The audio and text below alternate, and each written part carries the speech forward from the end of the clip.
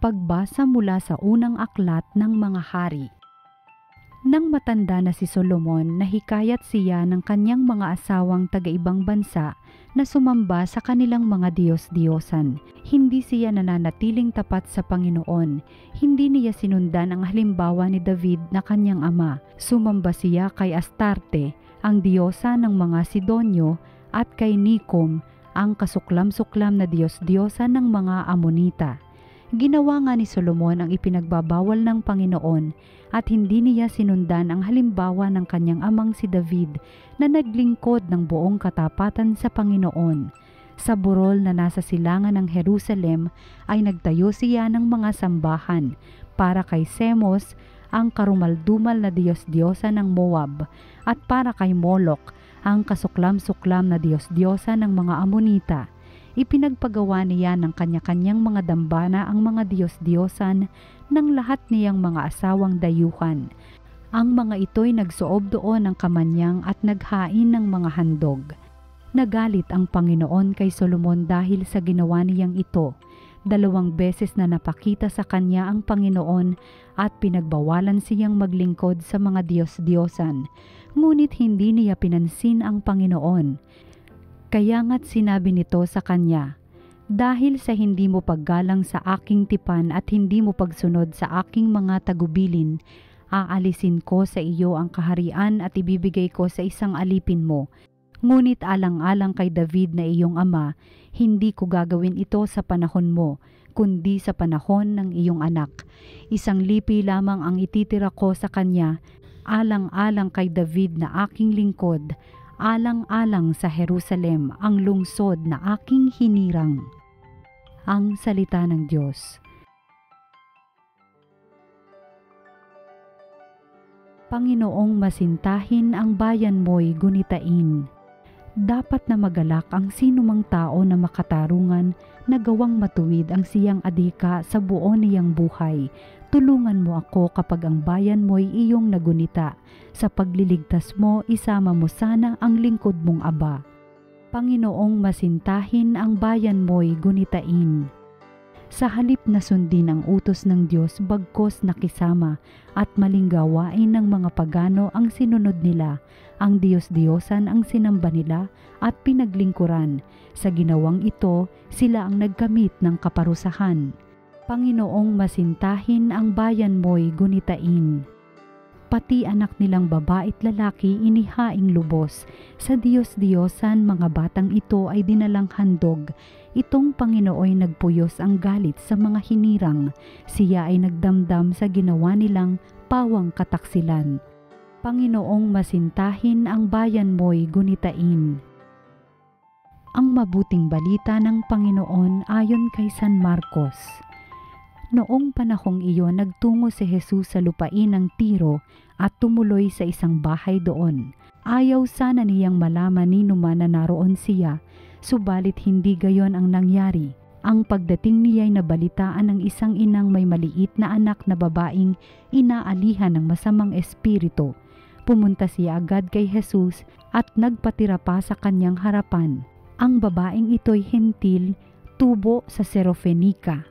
Ipinamanhik niya kay Jesus na palayasin ang demonyo na nasa kanyang anak, ngunit sinabi ni Jesus, "Kailangang busugin muna ang mga anak.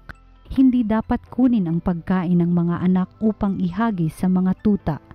"Tunay nga po, Panginoon," tugon ng babae, ngunit ang mga tuta mang nasa ilalim ng hapag ay naninimot ng mga mumong nalalaglag ng mga anak. Kaya't sinabi sa kanya ni Jesus, "Dahil sa sinabi mo, maaari ka nang umuwi, iniwan na ng demonyo ang iyong anak." Umuwi ang babae at naratnan niya sa higaan ang bata. Iniwan na nga ng demonyo. Ang mabuting balita ng Panginoon. Pinupuri ka namin, Panginoong Hesukristo.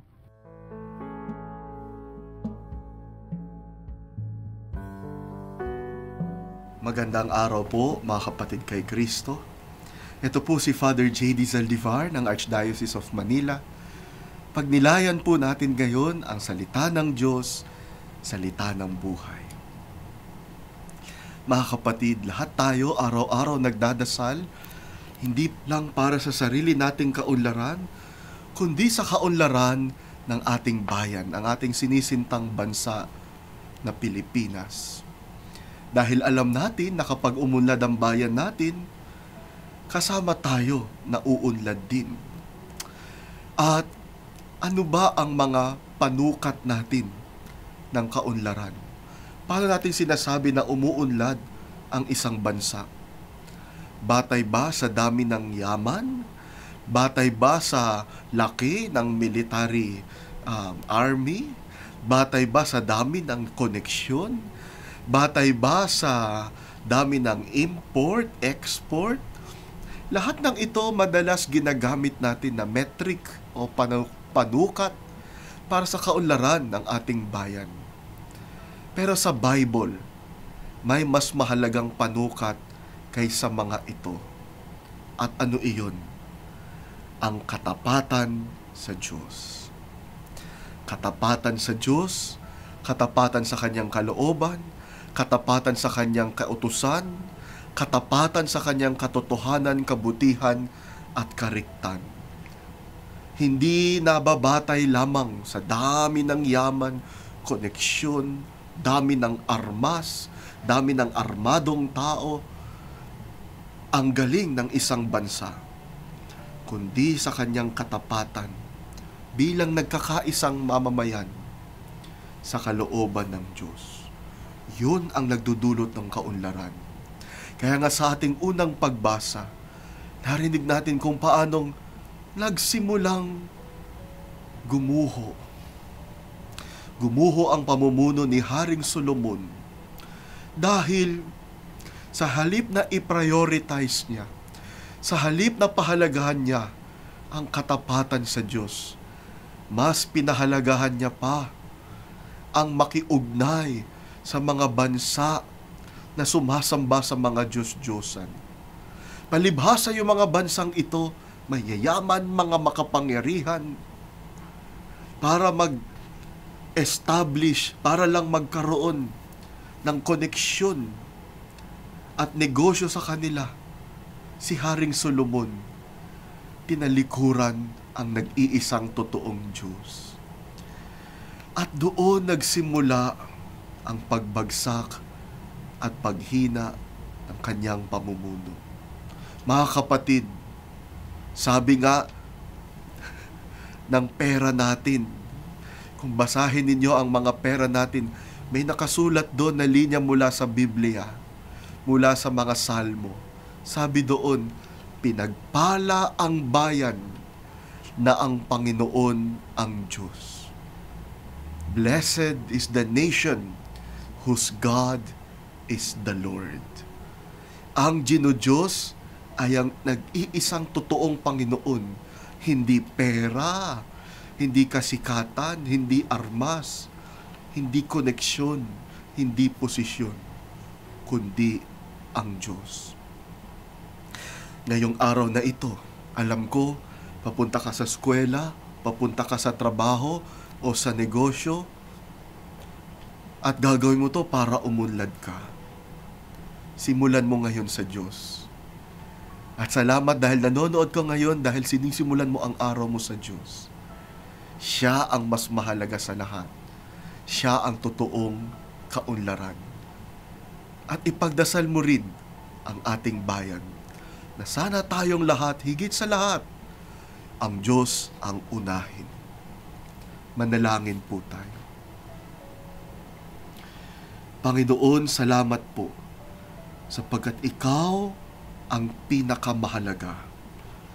Higit sa pera, higit sa kita, higit sa koneksyon o posisyon, higit sa armas. Ikaw ang mas mahalaga sa lahat. Bigyan mo kami ng mga puso na Ikaw ang pinakapinahahalagahan. Amen. Pagpalain po kayo sa araw na ito.